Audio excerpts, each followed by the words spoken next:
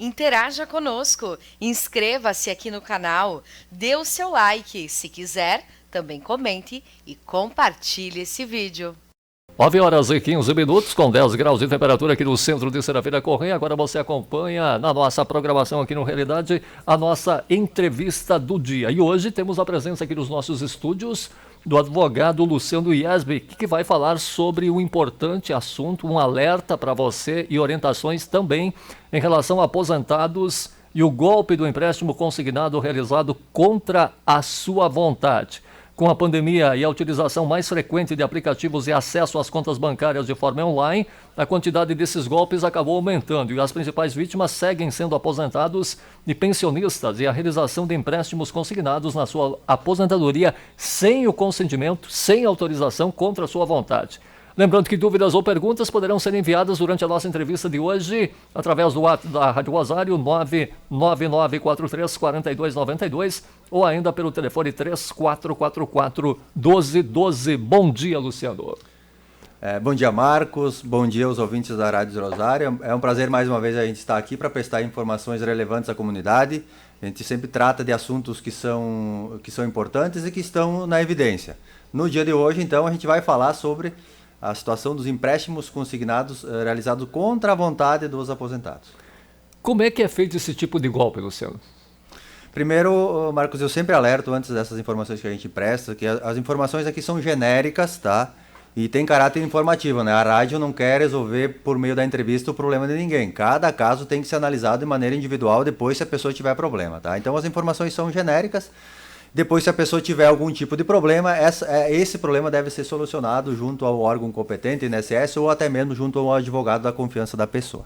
Tá? Qual é o golpe? O que a gente está falando? Geralmente a pessoa identifica o golpe, quando identifica, da seguinte forma: depositaram um dinheiro na conta, que a pessoa às vezes não sabe de onde veio, lá R$2.000, R$3.000, R$10.000, depende do limite de crédito que essa pessoa tem. Ou a pessoa percebe que está sendo descontado um valor na sua aposentadoria e não sabe do que. Tá? É assim que a pessoa verifica geralmente o golpe. Tá? E se a pessoa permanecer inerte ou não fizer nada, provavelmente vai perceber que com o tempo foi vítima de um golpe, porque os descontos vão ocorrer, tá? E o golpe consiste, nesse caso, na cobrança de juros. Tá? Então, vou exemplificar qual é a vantagem de quem está fazendo o golpe. A pessoa pega os documentos pessoais do aposentado, e aí, pelas mais diversas formas, e ela faz um contrato de empréstimo, né? E vinculado ao desconto de aposentadoria. Ela vai lá ver hoje você acessando as informações previdenciárias, que também são acessadas de maneira ilícita, eles conseguem acesso, eles vão lá e verificam: olha, essa pessoa tem direito a R$4.000 de empréstimo. Eles liberam os R$4.000, fazem um contrato, tá?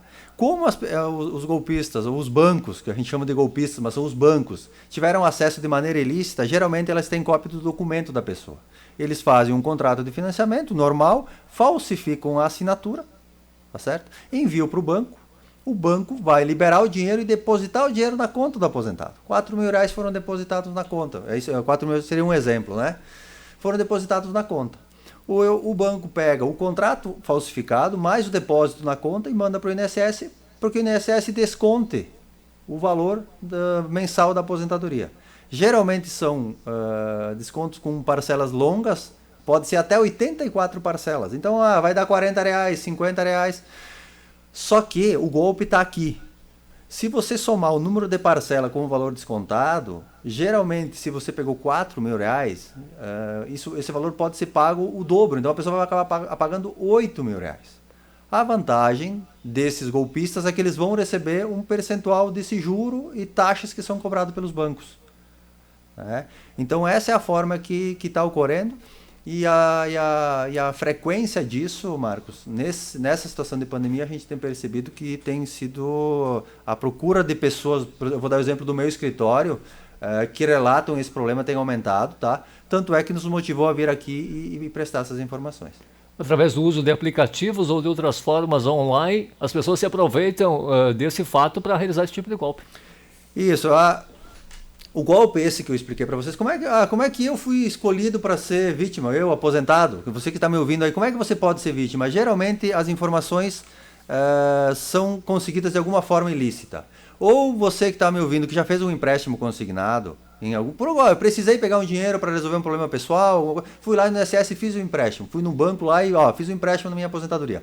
Você é uma das principais vítimas desse golpe atual, porque ele já tem a sua identidade, o seu endereço, eles têm todos os documentos para falsificar um contrato. Então, geralmente essas pessoas fiquem de olho que vocês podem ser potenciais vítimas.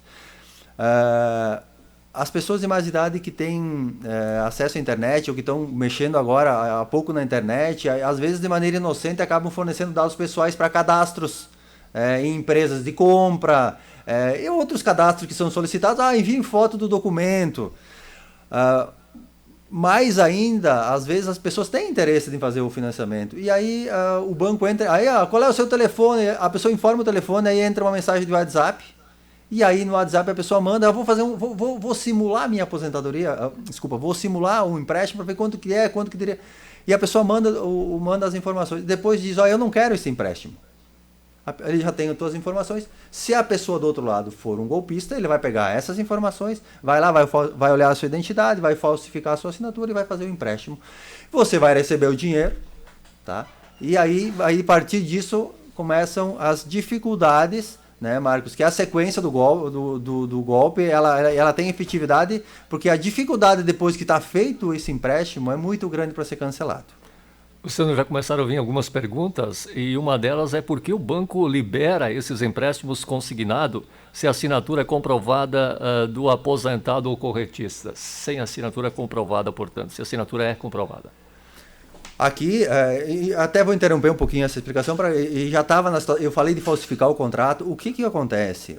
Esses golpistas se aproveitam do tamanho desses bancos, do tamanho da estrutura que existe, da quantidade de aposentados, enfim.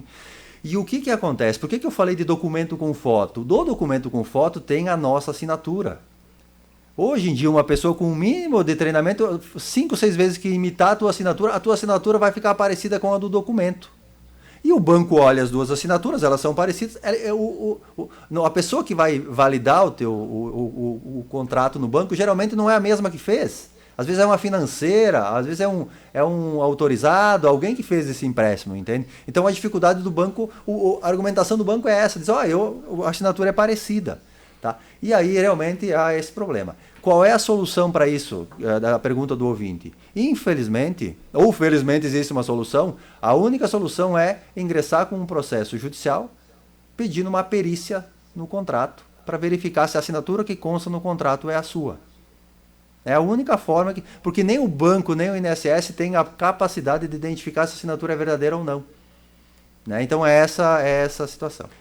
Há relato também dos ouvintes que recebem ligações de várias operadoras, de vários números, entre eles o 011 e outros tipos de número parecido com este, tentando também o empréstimo consignado através do telefone. Ou se a pessoa não fornecer dados, né, que desconfia que pode ser um golpe, essas pessoas enviam através de SMS ou mensagens pelo celular também, mostrando o valor que está à disposição e um telefone para entrar em contato.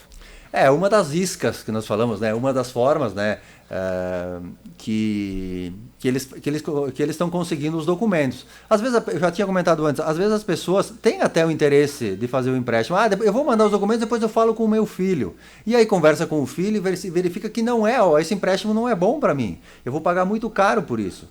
Só que aí, quando a pessoa vai lá e diz, eu não quero mais o empréstimo, eles não vão. Se a pessoa do outro lado é um golpista, ele não vai considerar isso. Ele simplesmente vai pegar o teu documento, vai imitar a tua assinatura e vai fazer o empréstimo. Tá? Este é uma das formas, tá? Como eu expliquei antes, tem outras formas, tá? Mas essa é uma que seria o contato pessoal. Nem sempre é assim, mas eles fazem um contato pessoal e se a pessoa por algum motivo acaba entrando na conversa, eles já têm a possibilidade de pedir um documento, daqui a pouco a pessoa manda o documento e aí se a pessoa não quiser mais o empréstimo, depois ela não vai ter alternativa, eles vão acabar fazendo esse empréstimo. A gente comentou da pessoa mexendo com a internet, né? Não tendo tanta habilidade no início do processo de desenvolvimento com a pessoa com a internet. Mas se a pessoa não mexe com a internet, nunca fez nenhum empréstimo consignado, como é que eles conseguem os dados e o número dessas contas? É uma excelente pergunta. Aqui existe a situação também de pessoas de má índole que trabalham em bancos, que trabalham no INSS, que trabalham nessas próprias financeiras. Às vezes a pessoa teve que fazer um cadastro em algum órgão público também. Inúmeras. Hoje em dia tanto é verdade que no Brasil está vigente a Lei Geral de Proteção de Dados, que obriga todas as empresas a criar regras para manter a segurança das informações daquelas pessoas que são clientes e que fornecem as informações. Mas a gente sabe que isso ainda está então, geralmente é nesse tipo de coisa que se consegue as informações. Existem muitas possibilidades, tá? E realmente, às vezes tem pessoas que não têm internet, não têm nem celular e são vítimas. Tá? Então, não quer dizer que só quem tem acesso à internet... Não, é uma possibilidade maior, tá? É esta a visão que eu tenho. Uma outra questão que veio do nosso ouvinte, Luciano, é sobre qual a forma que o banco tem para realizar um empréstimo ao aposentado. A lei ela facilitou a forma de empréstimos, tá? O empréstimo consignado, na verdade, eu vejo como um benefício para o aposentado. Se ele for usado da maneira correta, é muito prático para um aposentado conseguir um empréstimo com um banco, qualquer banco. Desde que ele queira, vá lá e faça o contrato e analise os juros e tal. É uma boa. O problema é que esta facilidade está sendo utilizada pelos bancos e financeiras que são autorizadas por eles para praticar golpes, né? Então, de fato, essa facilidade, a lei brasileira permite que o banco faça empréstimos dessa forma, tá? Mas isso está sendo usado para o caminho errado, que é fornecer empréstimo sem a vontade da pessoa. O que o aposentado que teve esse empréstimo, né, consignado contra a sua vontade, como é que ele pode proceder para tentar amenizar essa situação? Eu acho, Marcos, que essa é a pergunta mais importante de todas que a gente falou até agora. É a informação mais relevante que eu posso passar hoje para as pessoas aqui é essa, tá? Primeiro, o que a gente percebe é que muitas vezes as pessoas, por não fazer tudo o que eu vou falar agora, acabam se acomodando e aceitando isso. Só que depois de 1 ano, 2 anos, 3 anos pagando o empréstimo, a pessoa vê o quanto isso está prejudicando ela. Eu recebi R$2 da minha conta, mas eu vou usar isso para pagar alguma coisinha e tal, eu até preciso. Já está descontando a minha aposentadoria todo mês. Ela vai acabar pagando o dobro depois. Depois do 2º ano, do 3º ano que estão descontando, ela percebe que aquele empréstimo nunca tem fim. Tá? Então é essa mentalidade que eu vejo que as pessoas não podem aceitar. A pessoa verificou que tem alguma coisa estranha, tá? Geralmente a pessoa ia até o INSS e pedia informações. O INSS hoje só tem atendimento por meio do 135 ou por meio do site do meu INSS, que a pessoa tem que ter cadastro. Muitas vezes as pessoas não têm possibilidade de acesso, não têm conhecimento. A orientação aqui é realmente, se a pessoa viu que está sendo prejudicada, todo mundo deve ter um advogado da confiança, né, ou alguém que tem acesso a essas informações para verificar se realmente a pessoa foi vítima, né, de um golpe, né? Se o desconto provém do empréstimo consignado não autorizado. Então essa é a primeira é a solução. Ligar para o banco, geralmente a resposta do banco: não, você tem um contrato aqui assinado, você tem que cumprir o contrato. O INSS também vai dizer que há um contrato que foi fornecido para o banco. Então há uma dificuldade realmente de procurar a delegacia e registrar um boletim de ocorrência. Também é uma possibilidade, tá? Mas também você não tem muitas informações para prestar, simplesmente que há um desconto.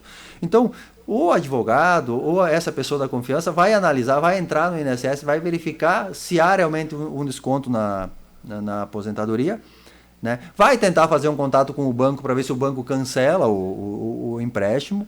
E não havendo alternativa, a solução realmente realmente, tendo ocorrido uma fraude, a solução é entrar com um processo judicial e aí sim, por meio de uma liminar, cancelar os descontos imediatamente da aposentadoria. E sempre lembrando, tá? A pessoa que verifica o valor na conta e gastou o valor que foi depositado pelo banco deve ser devolvido. Eu recebi R$2.000. Você tem que devolver o dinheiro é do banco, você não pediu esse empréstimo. O que vai ser devolvido para você vai ser o valor de taxas, de juros e tudo mais que foi cobrado sem que tu tivesse contratado. No momento que eles entram em contato com a pessoa, eles são muito insistentes, né? A pessoa, por muitas vezes, até pelo cansaço em relação à ligação, a insistência deles acaba caindo nesse tipo de golpe. Mas, felizmente, nós temos uma informação de uma ouvinte nossa, né? Que ela comenta da seguinte forma: o Banco Pan entrou no Zap, entrou em contato com ela para realizar esse tipo de empréstimo. Ela dizia a todo momento que não queria, e eles continuavam insistindo. E felizmente, essa nossa ouvinte acabou não caindo nesse golpe, porque eles acabaram desistindo quando perceberam que ela não iria cair nesse tipo de golpe. Isso, Marcos, que o ouvinte está falando, é excelente a informação que ela está nos trazendo. Existem inúmeras pessoas, e muitas pessoas não vão cair no golpe por ter esse comportamento. O problema é que tem pessoas que acabam, uma quantidade de pessoas acaba caindo, e por mais inúmeros, até pela bondade das pessoas, às vezes, de não ter a capacidade de alguém te ligando, tu apertar no botão e desligar o telefone, vendo que se trata de um número de origem estranha, que é geralmente sabendo que é de determinado prefixo. São Paulo, a gente a pessoa não consegue desligar, simplesmente aí atende, daí a pessoa vai conversando. Então, realmente, eles se aproveitam disso, tá? E são pessoas que geralmente são treinadas, enfim. Então, realmente é um golpe aplicado por uma instituição bancária. Então, a pessoa que está do outro lado não é uma pessoa que também... Ela sabe como fazer para que as pessoas acabem caindo de alguma forma no golpe. Então, assim, para finalizar, a grande parte das vezes, nesse tipo de golpe, depois que ocorreu tudo isso que eu falei, de ter assinado o contrato, de terem depositado dinheiro no banco, algumas vezes a gente tem ouvido relatos que em algum momento a instituição bancária cancelou o contrato e pediu que a pessoa devolvesse o dinheiro. Tá? Mas a grande parte das vezes, a única solução realmente é acabar ingressando com um processo judicial, pedindo cancelamento do contrato.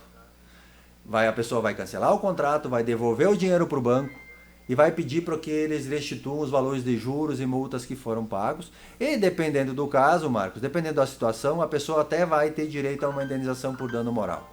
Se realmente houve um abalo, porque essa situação toda acaba criando um estresse muito grande para pessoas que geralmente são pessoas simples, pessoas aposentadas. Então, a judiciário acaba, às vezes, condenando os bancos a algum tipo de pagamento de indenização.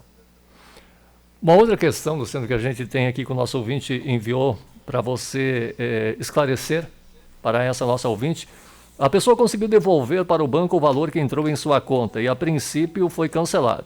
Foi descontado no próximo mês da aposentadoria. Entrando em contato de novo no banco, disseram que já estava contratado com o INSS o desconto e dias depois devolveram o dinheiro. O que deveria ser feito agora? Entrar com uma indenização ou não nesse caso? No meu entendimento, nesse caso, é um dos casos que há a colaboração da instituição bancária e a colaboração do INSS. Então, nesses casos, o judiciário tem entendido que não caberia qualquer indenização, porque o banco, lógico, mesmo tendo causado um estresse para essa pessoa, tendo feito um empréstimo sem a sua vontade e tal, o banco resolveu o problema dentro das suas possibilidades. Ele cancelou o contrato, recebeu o dinheiro de volta e, como já tinha sido enviado para o INSS, um mês foi descontado e depois devolveram o dinheiro. Isto o judiciário não vai entender como uma situação que possa causar dano moral, correto? O que causa mesmo é quando você tenta falar com o banco, tenta falar com o INSS, procura e não há solução. E aí por um período de 6 meses, 1 ano, você tem os descontos e isso sim gera um abalo moral que é passível de indenização no judiciário. Pelo menos as decisões que têm ocorrido são essas, né? Luciano, geralmente até são descontos mínimos, como R$20, por exemplo. Aí que tá onde o golpe ele consegue às vezes passar por despercebido. Nem todos os aposentados são organizados. A gente tá falando de pessoas que às vezes não acompanham a conta bancária. Às vezes a conta bancária tem lá um crédito automático para poupança. Então o aposentado não consegue identificar este valor. Aí o filho, ou um dia vai tirar um extrato, percebe que todo mês tem um desconto de R$20. O R$20, gente, se você fizer vezes 84 parcelas, que é a quantidade que pode ser feita no empréstimo consignado, você vai ver que o valor ele vai ser considerável. Então, outra coisa que acontece, até aproveitando para a gente ir encerrando, Marcos, é que você tem um empréstimo, eles fazem outro. Porque conforme você vai pagando o primeiro, você vai liberando mais uma parte de crédito para uma nova contratação. E os valores são variáveis, de 12, de 10 mil, depende do caso, né? De 1.000, de 800, de 2.000. Então, para cada aposentado, de acordo com o valor que recebe na sua aposentadoria, o banco tem um percentual disso que pode... o banco não, a pessoa tem um percentual que ela poderia fazer o empréstimo. Eles se utilizam desse percentual para fazer as fraudes. Luciano, qual é o papel do PROCON em relação... como é que atua o PROCON em relação a isso? O PROCON o papel do PROCON é importante. tá? É a forma direta que o aposentado tem para reclamar. Aqui não se trata de um problema previdenciário, é sim um problema do Código de Defesa do Consumidor. Nós não estamos tratando de um contrato bancário, um empréstimo. Então, é regulado pelo Código de Defesa do Consumidor. Aqui não, a gente fala sempre de lei previdenciária, aqui não, aqui é o Código de Defesa do Consumidor. E o PROCON é a primeira forma de solução seria o PROCON. O problema é que o PROCON vai se deparar com um contrato assinado, que foi falsificado também. E muitas vezes o banco vai dizer, não posso fazer nada, temos um contrato assinado. Mas o PROCON é uma das formas que o aposentado tem, né, de buscar fazer uma reclamação formal junto a um banco, junto ao INSS. Luciano, agradecendo a sua participação, acho que muito importante neste momento que a gente está vivendo, né, uma situação bastante complicada em relação principalmente a esse tipo de golpe que vem sendo aplicado, já não é de agora, né, mas agora aumentou ainda mais devido à pandemia, devido às formas que as pessoas têm de acessar através da internet, através de aplicativos, enfim, são várias as formas que as pessoas conseguem fazer movimentações de contas bancárias e muitas vezes acaba acontecendo esse tipo de problema. Obrigado pela sua participação e eu acho que essas orientações foram muito importantes e o pessoal que tem alguma dúvida pode entrar em contato com o advogado da sua confiança. Isso. A gente sempre orienta, né, a orientações genéricas, a gente teve bastante pessoas entrando em contato com a rádio, com dúvidas, mas assim, quero deixar bem claro aqui que cada um tem uma situação específica, nem tudo que eu falo aqui se aplica a todas as pessoas, às vezes há situações e situações, então sempre a gente deixa claro aqui que a pessoa deve procurar um advogado da confiança, apresentar a sua situação e aí esse profissional, de preferência que seja um profissional que tenha especialidade nesta área, que a pessoa dê a orientação correta, né, e aí busque a solução. Agradeço a rádio, a gente está sempre à disposição e para prestar esse serviço importante também para a comunidade. Você acompanhou aqui no Realidade a nossa entrevista do dia. Hoje tivemos a presença muito importante do advogado Luciano Iesbic, mais uma vez aqui nos nossos estúdios, hoje comentando sobre um novo assunto em relação a aposentados e o golpe do empréstimo consignado realizado contra a sua vontade. Lembrando que com a pandemia, a utilização mais frequente de aplicativos e acesso às contas bancárias de forma online e a quantidade de golpes acaba facilitando a ação da quadrilha.